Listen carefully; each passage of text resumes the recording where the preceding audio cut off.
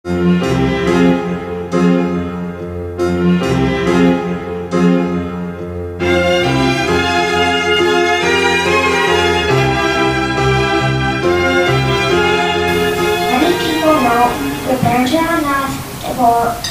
Ravi Thakur and recognized him as Jack of all trades, but if I may add to this, he was master of all too.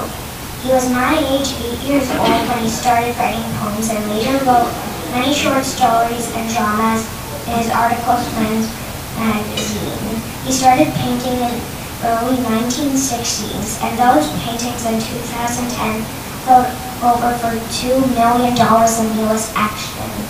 Another interesting fact is that he dislikes titles such as Sir or Mr.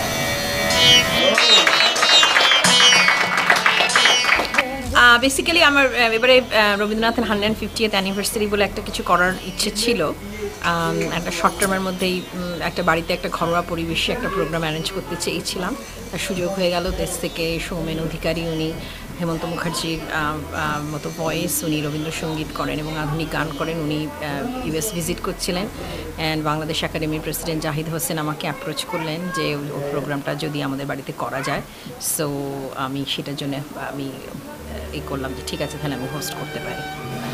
Bangladesh performing arts একাডেমির পক্ষ থেকে সবসময় মোটামুটিভাবে আমরা বিভিন্ন রকম সাংস্কৃতিক অনুষ্ঠান করে থাকি। আমরা আজ সবাই সমবেত হয়েছি রবীন্দ্রনাথের শিল্পকর্ম, রবীন্দ্রনাথের দর্শন সম্পর্কে আলোচনা এবং তার সঙ্গীতের পরিবেশনার একটি বিশেষ ব্যবস্থা হয়েছে। এই বিষয়টি আমরা আনন্দের সাথে গ্রহণ করছি এবং সবাই মিলে উপভোগ করার চেষ্টা করছি। রচেস্টারে ওখানে রেশিয়াল কনফ্লিক্টের উপরে বক্তৃতা দিতেন। তখনও তিনি কিন্তু প্রকৃত অর্থে নোবেল পুরস্কার পাননি, কিন্তু উনি রেশিয়াল কনফ্লিক্টের উপরে তখন বক্তৃতা দিচ্ছেন রচেস্টারে। ইলিনয় ইউনিভার্সিটিতে জামাই ছেলেদের পাঠালেন পড়তে। আর রবীন্দ্রনাথ পরবর্তীকালে 1915 এবং পরবর্তীকালে 1930-এ যখন এলেন এখানে বক্তৃতা দিতে, ভাবতে পারেন তখনকার দিনে রবীন্দ্রনাথের একটা বক্তৃতা শুনতে এই আমেরিকা থেকে মানুষ $700 চার্জ দিত। একটি বক্তৃতা শোনার জন্যে 1915 সালের $700, আজকের ডলারে হিসাব করে নিন কত টাকা হতে পারে। মানুষ রবীন্দ্রনাথের কথা শোনার জন্যে এত পাগল ছিল। কিন্তু দুঃখের বিষয়, রবীন্দ্রনাথ প্রথম বিশ্ব মহাযুদ্ধে আমেরিকার ভূমিকার সমালোচনা করেছিলেন বলে রবীন্দ্রনাথকে যে বিশ্ববিদ্যালয়ের জন্য উনি পয়সা তুলতে এসেছিলেন এখানে, অত্যন্ত দুঃখের সাথে এই সান ফ্রান্সিসকো থেকে জাহাজে চলে যেতে হয়েছিল কলকাতায়। কারণ উনি অস্বীকার করেছিলেন আমেরিকানকে সমর্থন করতে যুদ্ধে, তাদের যে তারা যুদ্ধ অর্থাৎ ইউরোপে যে প্রথম বিশ্ব মহাযুদ্ধ হচ্ছে তার সমালোচনা তারা করছে না, তারা অস্ত্র ফস্ত্র বেচে পয়সা কামাচ্ছে। রবীন্দ্রনাথ এটার বিরোধিতা করেছিলেন। তাকে তার বহু এজরা পাউন্ডের মতো বন্ধু, যারা তার অত্যন্ত ঘনিষ্ঠ বন্ধু ছিলেন, তার অনুগামী ছিলেন, তারা বলেছিলেন আপনি এটা প্রত্যাহার করুন এই কথাগুলো। উনি বলেছিলেন না, নীতির সাথে কোনো সমঝোতা হয় না, তাতে আমার বিশ্ববিদ্যালয় চলবে। রবীন্দ্রনাথ জিতেছিলেন। বিশ্বভারতী আজও মাথা তুলে দাঁড়িয়ে আছে, রবীন্দ্রভারতী আজও মাথা তুলে দাঁড়িয়ে আছে, শিলাইদহ কুঠিবাড়ি আজও মাথা তুলে দাঁড়িয়ে আছে। এটা আমাদের জীবনে একটা বড় শিক্ষা।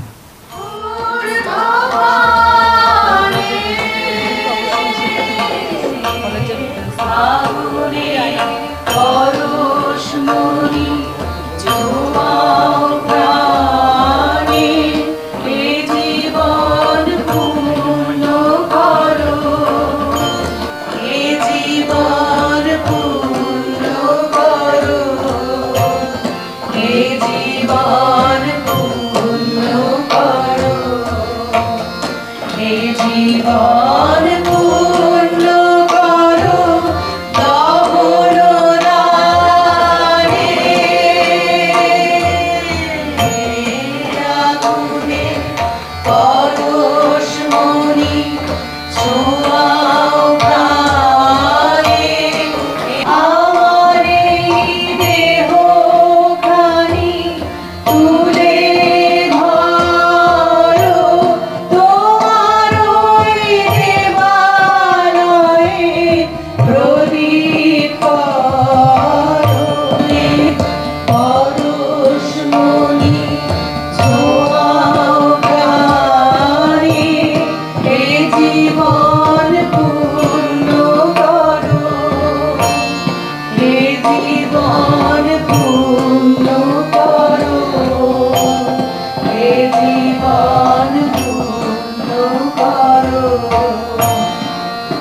তো আমাদের সমগ্র বাংলা সাহিত্যের ধারক বাহক এবং পথ প্রদর্শক সেই হিসাবে রবীন্দ্রনাথের বিষয় নিয়ে কাজ করা নিঃসন্দেহে বাঙালি হিসেবে রবীন্দ্রনাথের প্রতি ঋণ শোধ করার প্রয়াস।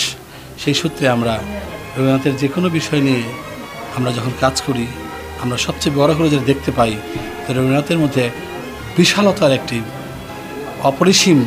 অসীম বিষয় রয়েছে। সব কিছুর মধ্যে আরও বড়, আরও বাহির বন্দিত্ব থেকে আমরা যেন আরও বড় জায়গায় নিজেদেরকে প্রকাশ করতে পারি, আরও বৃহৎ পৃথিবীর সাথে আমরা নিজেদেরকে একাত্ম ঘোষণা করতে পারি। এই বড়ত্বের যে দর্শন সেটাই ধারণ করা শামিল রবীন্দ্রনাথকে নিয়ে কাজ করা।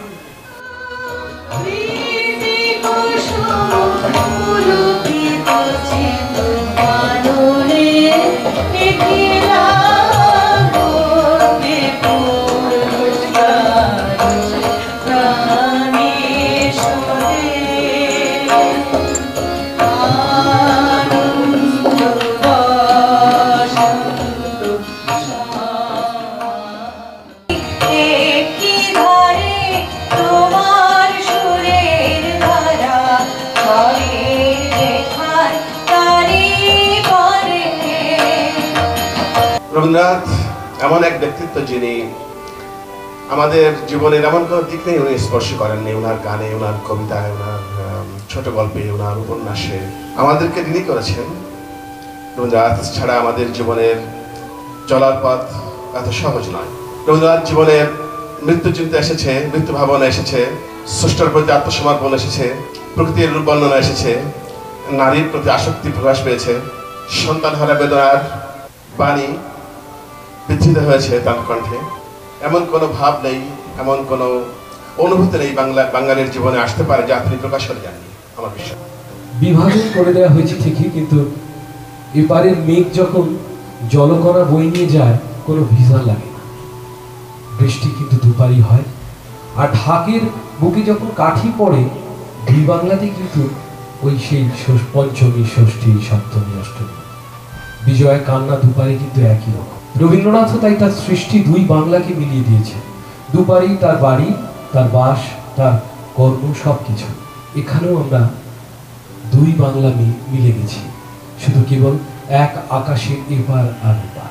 তো রবীন্দ্রনাথ থাকবেন, বাংলা ভাষা আমরা যারা চর্চা করছি সারা পৃথিবী জুড়ে রবীন্দ্রনাথ রয়ে যাবেন। আমি তোমায় যত তার বদলে আমি চাই আমি তোমায় যত এই কদিনের শুধু এই কঠিন আমি তোমায় যত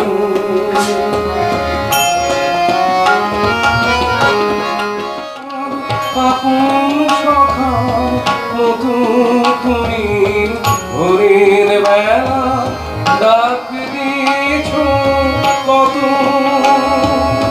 যেন আমার আপন সখার মতো এসে তোমার সাথে।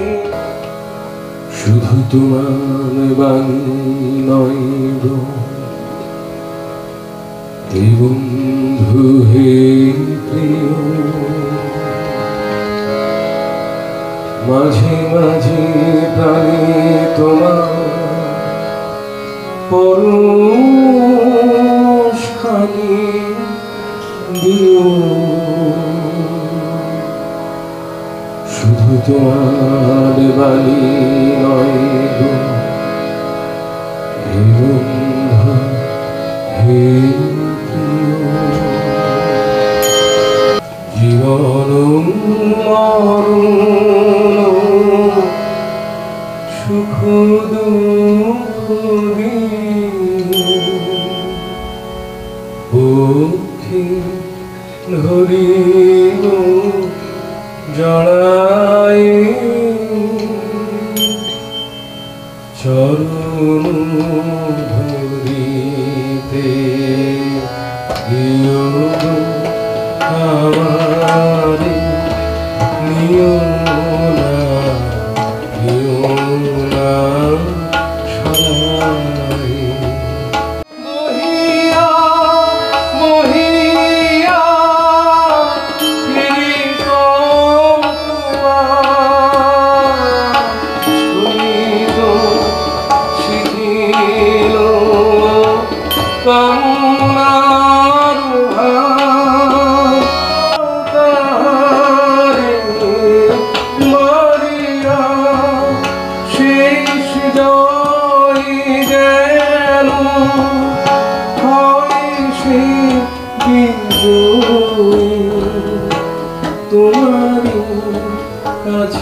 হইতে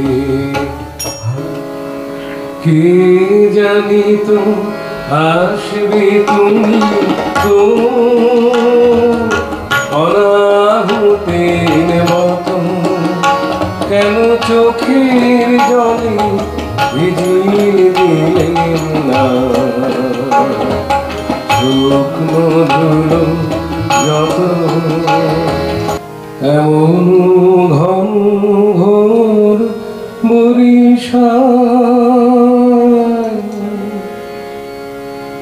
এমন দিনে তারে বলা যায়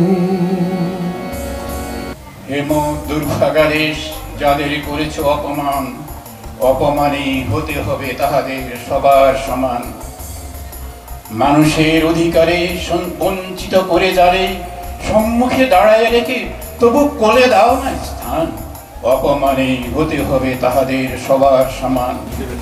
আমার তো মনে হয় যেটা বাংলা চর্চা মানে দেশেতে বাঙালিরা যারা আছেন এবং প্রবাসী বাঙালি মানে আমি যদি বাইরে না আসতাম তাহলে এতদিন দীর্ঘদিন ধরে আসছি কাজ করতে তাতে আমার অভিজ্ঞতা হচ্ছে যে প্রবাসীর বাঙালিরা যেহেতু তারা দেশ ছেড়ে চলে এসেছেন দেশের প্রতি একটা তার নস্টালজিয়া আছে সেখানে পুরনো যে অতীত যেটা হারিয়ে যাওয়া সেটা ধরে রাখার একটা কিন্তু প্রবল চেষ্টা রয়েছে এটা আমাকে খুব ভীষণভাবে নাড়া দেয় এবং আমি কলকাতার বাঙালি হয়ে কিন্তু একটা কথা বলবো যে প্রবাসে বাংলা চর্চাটা যে বেঁচে আছে এটার একটা খুব বড় জায়গা কিন্তু রয়েছে বাংলাদেশি যারা তাদের জন্য মানে আমাদের এপার বাংলা এবং ওপার বাংলা দুই মিলিয়ে তো বাংলা সংস্কৃতি কিন্তু কোথায় একটা আমাদের বাংলাদেশের যারা প্রবাসী তারা যেন এই ব্যাপারটাতে অনেক বেশি অ্যাক্টিভ বলে আমার মনে হয়েছে যদিও কলকাতা বাঙালিরা কাজ করেন তবে এখানে আন্তরিকতার জায়গাটা অনেক বেশি বলে আমি মনে হয়েছে আর একটা জিনিস সেটা যে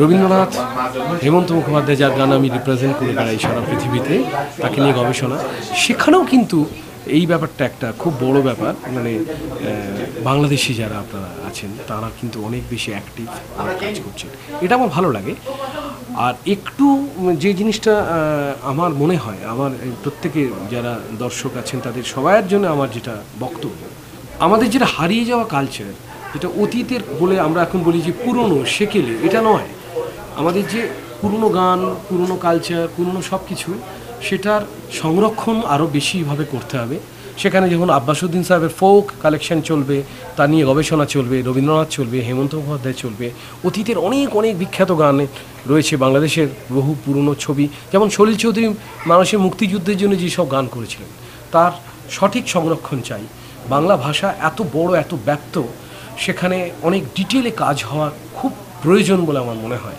হ্যাঁ যেখানে রবীন্দ্রনাথকে নিয়ে আজ সারা পৃথিবী ভাবছে আমার মনে হয় ট্র্যাডিশনাল বেঙ্গলি মিউজিক যেটা সেটারও কিন্তু বিরাট গবেষণার প্রয়োজন আছে এবং আগামী প্রজন্মের উপর দোষ দিয়ে কোনো লাভ নেই আমরা আমাদের অরিজিনটাকে ধরে রাখার জন্য আমাদের সংগ্রাম করতে হবে আমাদের বিভিন্ন রকমের সাংস্কৃতিক পরিমণ্ডলের কাজকর্ম আমাদের গানের উপর ঘিরে ধরেছে বাট আমাদের যে আইডেন্টিটি বাংলা আইডেন্টিটি এটা ধরে রাখার একটা চেষ্টা করতে হবে এটা ভীষণভাবে হওয়া দরকার সংমিশ্রণ আসবে কিন্তু আমাদের অরিজিনটাকে আমরা ভুলব এটা আমার সবার কাছে একটা ভীষণভাবে আবেদন রইল শ্রোতারা যেন সেটা